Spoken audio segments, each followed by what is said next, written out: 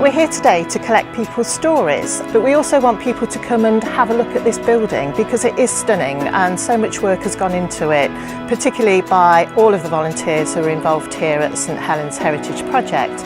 You know, we have this stunning Grade 1 listed, over 500 years old church, and so there are so many stories we can collect. So we'd like people to come along and talk to us and tell us if their grandfather was a bell ringer here, if their great-grandparents got married here.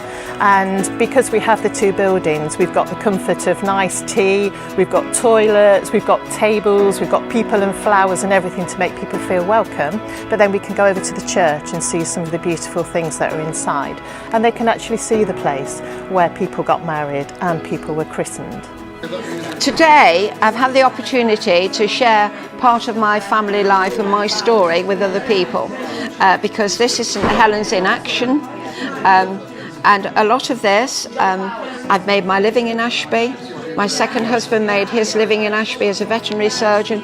My first husband was a horticultural agricultural engineer in Ashby, and we've all been able to sort of contribute to it.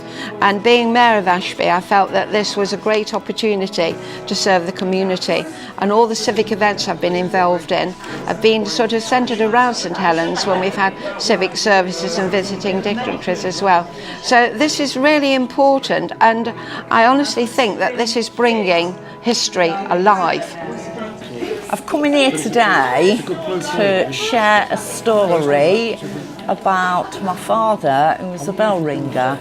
I don't know how many years ago it was. I don't know even how old he was. John is looking for my grandfather. My grandfather had passed away time I was born, so I didn't really know much about him.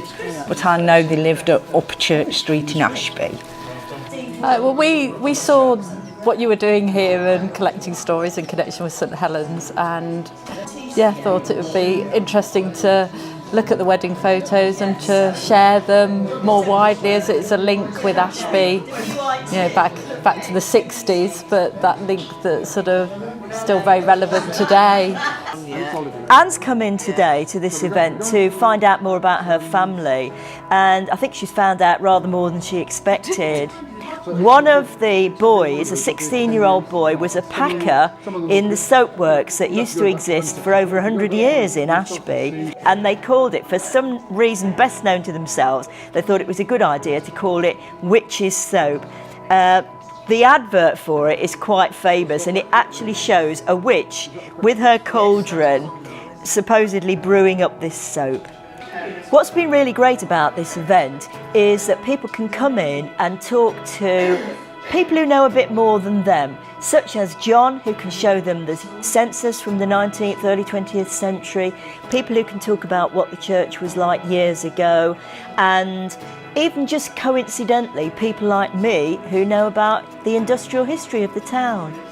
I was Rose Queen, and I do have a picture with the Reverend Francis Michael Ambrose Payne. Yeah, I think it's important that people do come here and tell their stories before people forget. So it's sort of a come-together meeting, if you like. A real culture shock when I came to Ashby, to St Helens, a very, very high church. Lots of males working behind the altar, assisting the vicar. Decided that we wanted to encourage more youngsters to join the church and to have a job in church, assisting behind the altar. So Sandy and myself agreed to be servers behind the altar and assisted the vicar. So we were the first women to get into St Helens behind the altar, helping the vicar. Whilst the project is a heritage project, it's based within a church, and we're looking for ways that we can make those two things come together, and the way we can do that is to engage with our community and for people to come together and drink tea, eat cake and tell stories. It's something we've been doing for generations, but sadly people don't do that so much, so we're trying to get people to come here and reconnect with their own heritage as part of this building, the church, the site on which it stands. And you know, we did an archaeological dig here before we were allowed to build, and we found things that go back to the Mesolithic period.